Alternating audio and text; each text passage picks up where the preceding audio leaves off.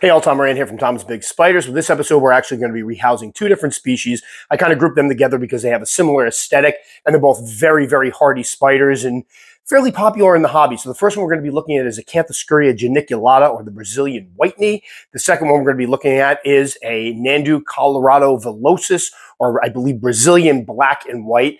Both of them have a similar appearance with the white striping and the darker body types. They're both also very easy to raise up. So at the end of this video and during the video, we'll talk a bit about the fact that they both would make good beginner slings. I know a lot of folks that get into the hobby start with larger species because they're kind of intimidated by raising up the smaller ones. Some of the beginner species can not only be very tiny when they start out, but they can take forever to grow. These guys here start small, but they grow quickly, they grow consistently, they molt consistently, and they put on a great deal of size with each molt. So it's conceivable that somebody that picks up a tiny little sling within a year could have a 3-inch subadult on their hands. So enough of me talking. Let's take a look at Acanthoscurria geniculata, or Nhandu coloratovillosus. We're about to rehouse my Acanthoscurria geniculata, or Brazilian Whiteknee, and we're going to be kind of out of practice for this one because it's been close to 2 months during the summer. Billy's working most of the day, and I put a lot of videos together during the day because I have extra time to work. So we haven't done a rehousing video in probably 8-9 weeks or so. So Billy's going to be fine. It's going to be me that's going to be completely all over the place, which is evidenced by the fact that we've just had to restart the video already. But anyway, this one here, I'll take this off so Billy can get some shots on it when I talk about it a bit. And I'm not going to do a full husbandry video. If you want to see a full husbandry video, I'll put a link to it at the end of this video. But I did one in March, I believe, or April of 2022, so last year. But Acanthoscurria geniculata, amazing spiders, ones that I had a huge gap in my collection for quite some time because I raised one up years ago. It was actually under Brocklehursti, but we figured out that the hobby Brocklehursti is actually just a different stripe patterning geniculata. But anyway, I got this one back in, when was it? I believe March of 2022. And at that time, it was about a 1/4-inch or 1/2-inch sling. Kept it in a little dram vial for just a bit, and then it molted, put on enough size that we put it into this here, which is a 20-ounce deli cup. I like these because they allow a little extra room for substrate for the terrestrial species if they want to burrow. This one did not burrow at all. It pretty much sat right on top ever since I rehoused it. It did have a water dish. I plucked it out for the rehousing, but it's grown rather quickly. Right now, she's right around 3 inches or so. I will say that I don't feed my tarantulas as aggressively as I did in the past. So I've heard folks say that they've had theirs grow from anywhere from a 1/2 inch to 4 inches in a single year. This one's taken a little bit longer, but I'm only feeding about once a week, once every other week or so, and larger meals usually. But they are awesome eaters, very fast growers, awesome eaters, very, very hardy spiders. That'll be the theme of this video today when we do this spider and the one we're going to do next. What we're putting her into is one of these over here. Now, anybody watching my videos knows that I love these. This is the M Design stackable closet storage box with lid that runs about 12 3/4 inches by 7.25 inches by about 7 inches high, or 32.4 by 18.4 by 18 centimeters. I like them for juveniles or even smaller adult dwarf specimens. Do great in them. I have about 3 to 4 inches of substrate, which is a mix of cocoa fiber, peat, and shredded sphagnum moss, New Zealand sphagnum moss. Up top, we have cork bark hide.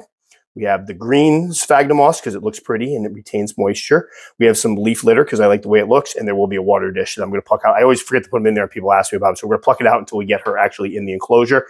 But what I'm hoping here, we'll see if she does any burrowing. I've raised a couple of these up. They burrow a little bit as slings. Normally, they abandon their burrows very quickly, and as adults, they're right out in the open. I have a large female that's very bold, sits right out in the open, which is fantastic because they are absolutely beautiful spiders. Hobby staple by far. And we'll talk a bit about that at the end of the video. So what we're going to do is we're going to get her from point A to point B. I think what I'm going to do here is I'm just going to put the enclosure, the old enclosure in, poke her in the butt, have her come out, and hopefully we'll get a little bit of footage of her. So let me put down my notes. Let me get my paintbrush, which goes under this.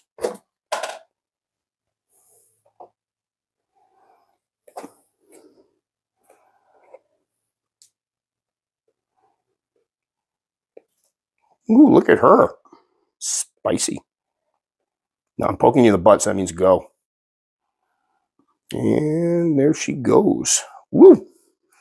What a little beauty. I have to say, I raised my Brocklehursti. I love the Brocklehursti, but it turned out male. and I didn't jump on a Geniculata for a while, and I'm seeing now what I was missing. They're amazing spiders. And when I did my, what was it, top beginner species as chosen by keepers, this one was mentioned quite a bit. It made it to the list, and at that time I was like, I don't know. The thing that might turn off a beginner is the fact that they get rather large. They have great feeding responses. I've heard some folks say they're defensive. A lot of us have discussed it. I think it's more they just have awesome feeding responses. Sometimes people take that as defensiveness. So for somebody that's got a fear of spiders, that's just getting into tarantulas, that might be a little scary, but they've got so much to offer. They are incredibly hardy. As slings, I do keep the substrate moist. Juveniles, I keep a moist corner. This one here, I moisten the back, but I've talked to many folks to keep them dry with a water dish. They are just very durable spiders.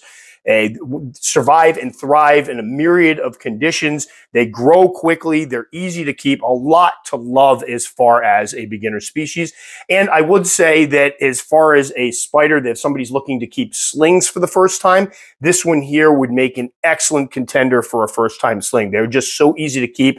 Grow all those things that I mentioned before.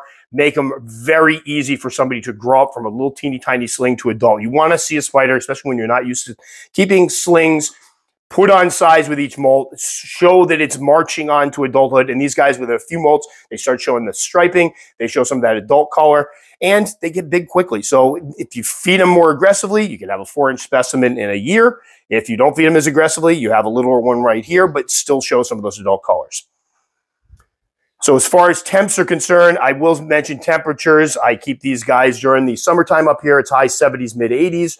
During the winter time, it's right around 72 to 74 or so, but it sometimes dips a little lower. We have days where for a few hours it dips into the low 60s, even high 50s just for a bit while the heat tries to keep up, although we're better with that this year. We know we have to run a fire in the fireplace, so the heat keeps up downstairs and then upstairs. Long story there. But anyway, they grow just fine with that. I've never had any issues. So awesome spiders, amazing spiders, absolutely love them. It's one that I will definitely always have one in my collection. The big female is just doing great, and I love feeding her because they've got an awesome feeding response. So Acanthoscurria geniculata there.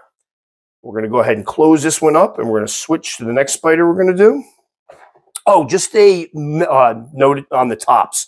I do not put latches on these because I have shelving, where if Billy just points right over here for a second, you can see how I've got the shelves arranged so that you can't open them. They can't open at all. So I don't have to do anything as far as latching them. I purposely did my shelves like that. If you want to latch them, I've seen people that will just buy the acrylic latches. Sometimes they use just super glue, little acrylic latch and hasp, and they mount them over here. Sometimes people get crazy with it. They get a Dremel and they carve a little spot out here so it sits flush. There are many things you can do. I've heard folks using magnets, all kinds of things. So if you want to use these, do know you will have to secure the lid because the spider will be able to crawl right out of there. All right, let's get this one out of the way. Next one we're doing is this little guy right here, which I didn't take the price tag off, but obviously got a heck of a deal on that. Nhandu coloratovillosus, the Brazilian black and white. This will be the second one I had. I got one from a pet store several years ago and grew it up. It took about 4 years or so, 3.5, 4 years. Thought I had a female. I didn't sex it out. I do a lot of sex. I like to just kind of roll the dice on that one. Ended up being a mature male. So these guys here, I'll just say a little bit. I did do a husbandry video on them. Obviously, this one needs to be rehoused, put on a lot of size with the last molt. This one did burrow. My other one did burrow. My other one burrowed as a juvenile. My other one also burrowed as an adult. As a matter of fact, when he finally passed away, I found him in his burrow. So this is a species that will appreciate some extra depth of substrate. I do keep it moist when there's slings, juveniles, moist corner.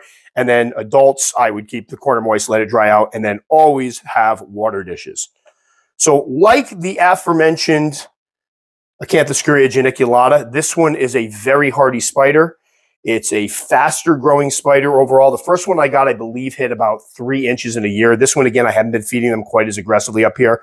So this one I picked up in March, or believe, of 2022. We went to the Show Me Reptiles, and I think we got it there, and it was a tiny, tiny little sling at the time. As you can see, not a tiny little sling before, probably about 2 inches or so now. So growing a little more slowly than the other one, but still, again, like the Geniculata, very hardy spiders. Another one that would make a good first-time sling for somebody who's just keeping slings for the first time. I just Austin Powers did there. Allow myself to introduce myself. I hate when I do that. I'm just going to leave that one in there. Sure. All right, so what we're going to do is try to clean this one out, and then I'll talk about the enclosure. Keep a little bit of its old stuff in there. There you go.